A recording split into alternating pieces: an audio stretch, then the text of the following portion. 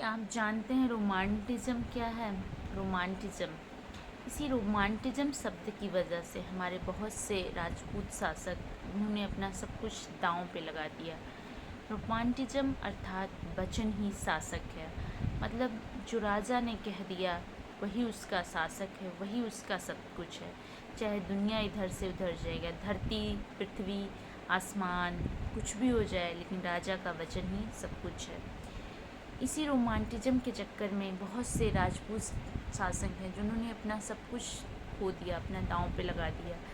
लेकिन हमारे राजपूत शासकों के अलावा बहुत कम ही शासक हमें दिखते हैं हमारे इतिहास में जो इस वचन ही शासक को फॉलो करते हैं।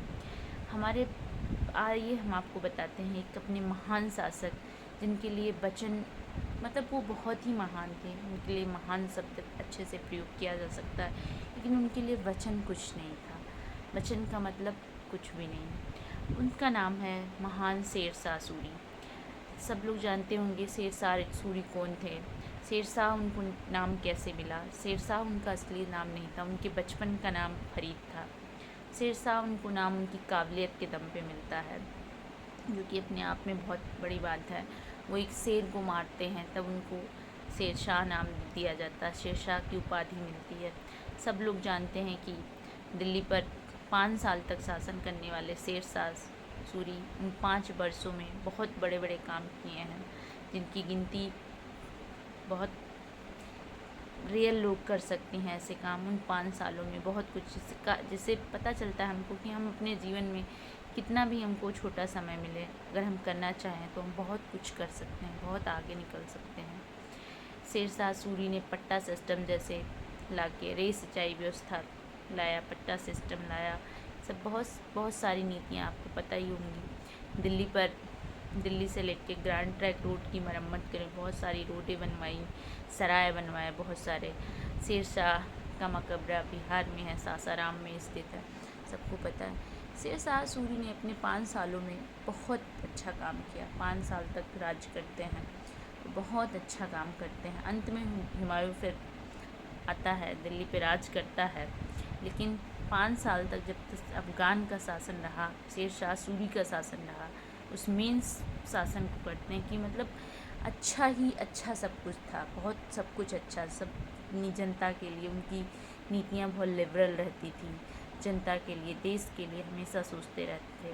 लेकिन शेरशाह सूरी के जीवन काल में, उनके शासन काल में उनके ऊपर एक ब्लैक स्पॉट है जो बहुत रेयर लोग जानते होंगे इस बात को। शेरशाह सूरी जब दिल्ली पर शासन कर रहा था तो एक्सपेंशन की पॉलिसी थी, एक्सपेंशन कर रहा था।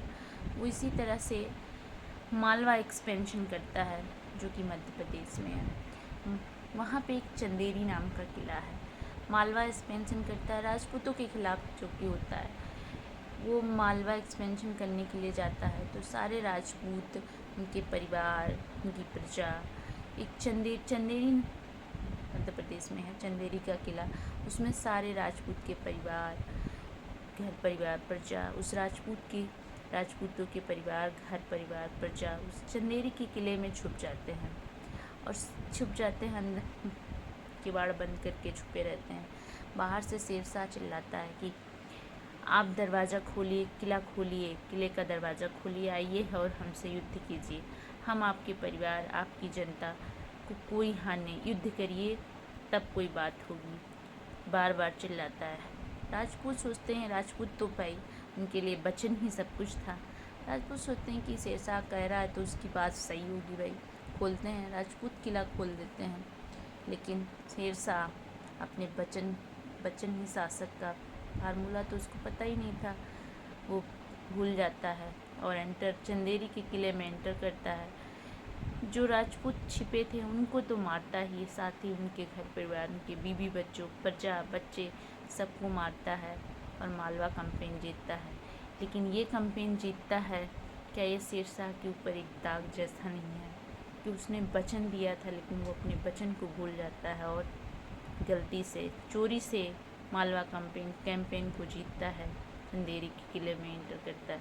तो इससे साबित होता है कि वचन ही शासक केवल राजपूतों के लिए ही बना हुआ है शब्द है।